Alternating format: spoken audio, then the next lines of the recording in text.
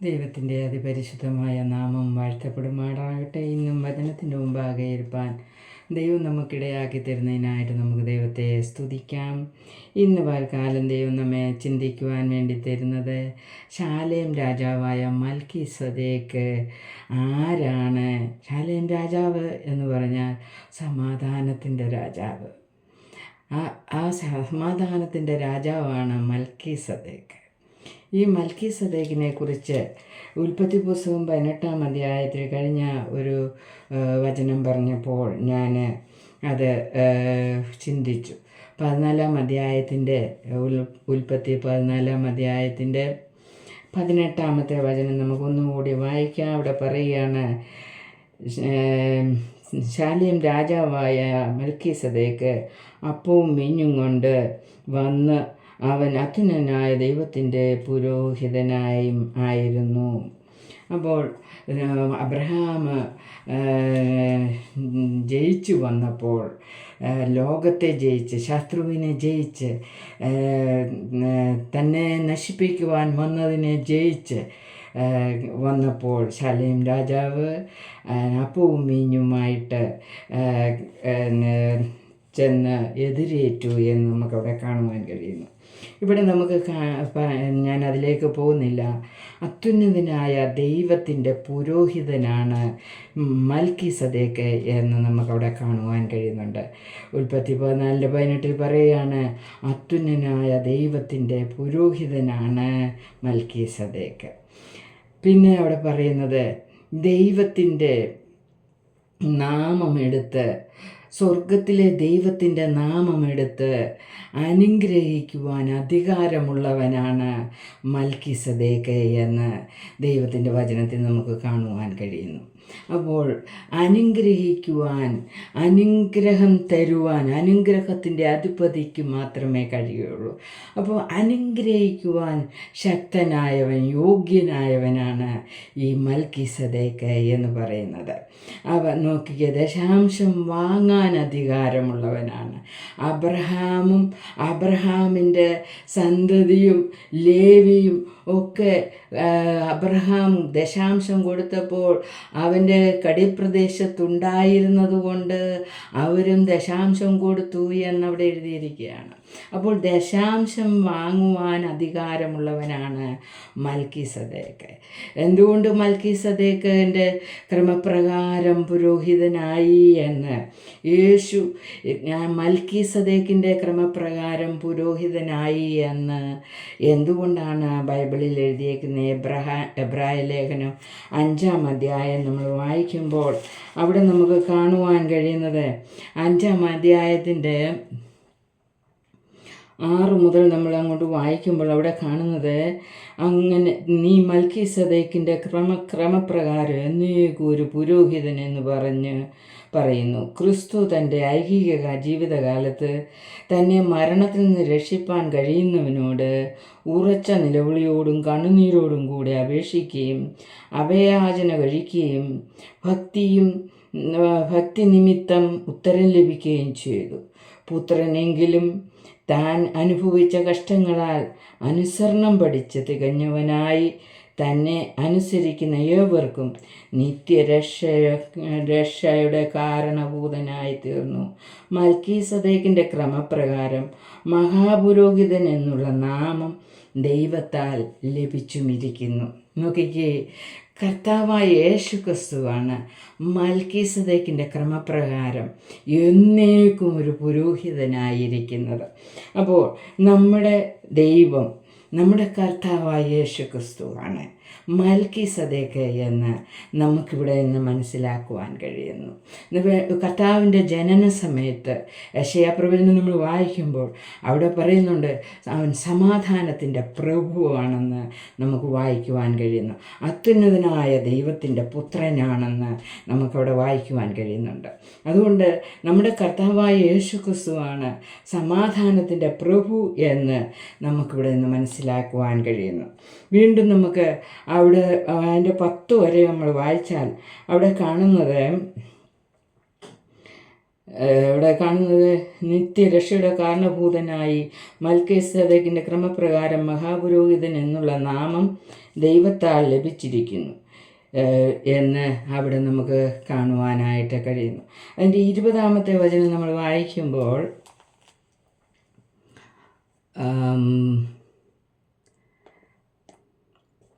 അപ്പം മൽക്കീസേദെക്ക് ആരാണ് എന്നുള്ളത് നമുക്ക് മനസ്സിലായി.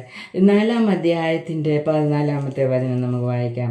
4:14 പറയാൻ, ആകയാൽ ദൈവപുത്രനായ യേശു ആകാശത്തിൽ കൂടി കടന്നുപോയ ഒരു ശ്രേഷ്ഠ മഹാപുരോഹിതനായി നമുക്കുള്ളതുകൊണ്ട് നാം നമ്മളുടെ വിശ്വാസം മുറുകെ പിടിച്ചുകൊള്ളുക.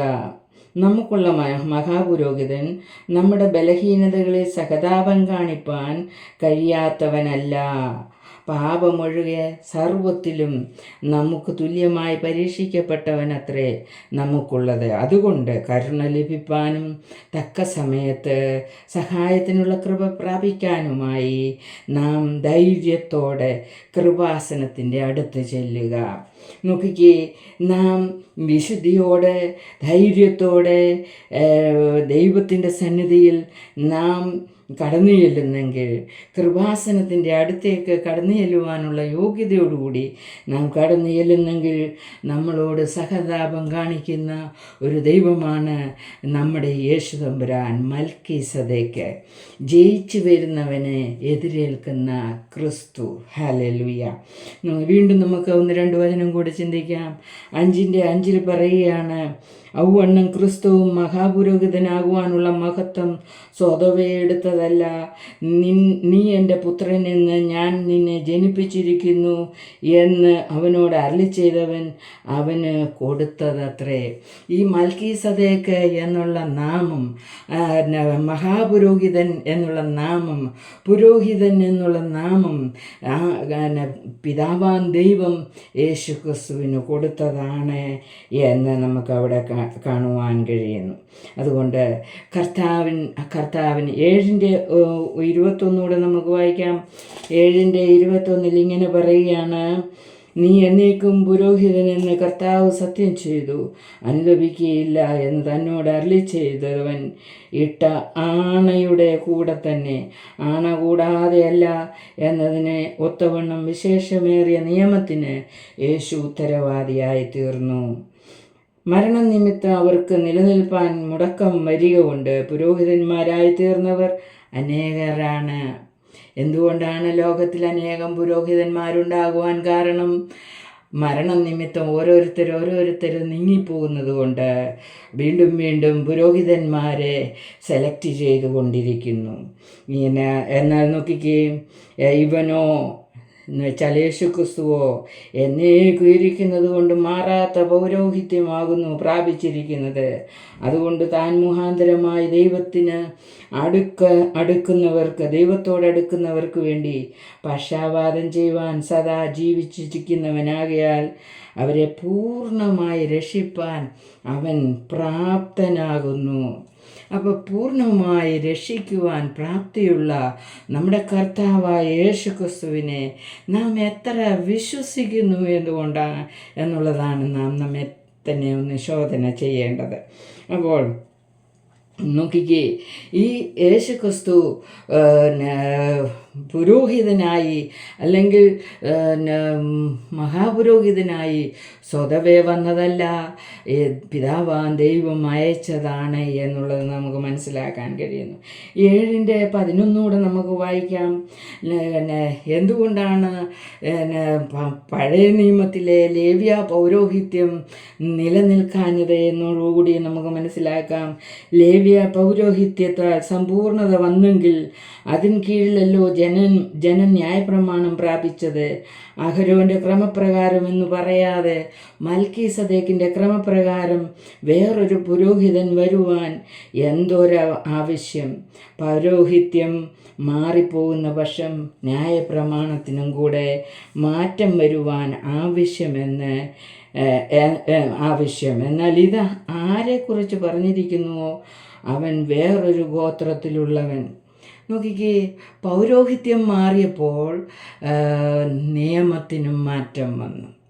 ന്യായപ്രമാണപ്രകാരം ജീവിച്ചു കൊണ്ടിരിക്കുകയായിരുന്നു ദൈവമക്കൾ. എന്നാൽ യേശു തമ്പുരാൻ പൗരോഹിത്യം ഏറ്റെടുത്തപ്പോൾ യേശു പൗരോഹിത്യ ഗോത്രത്തിൽ ജനിച്ചവനല്ല. ലേവ്യ ഗോത്രത്തിലുള്ളവർക്ക് മാത്രം പൗരോഹിത്യമുള്ളായിരുന്നു. എന്നാൽ യഹൂദ ഗോത്രത്തിൽ ജനിച്ചവനായ യേശു എങ്ങനെ പൗരോഹിത്യം പ്രാപിച്ചു?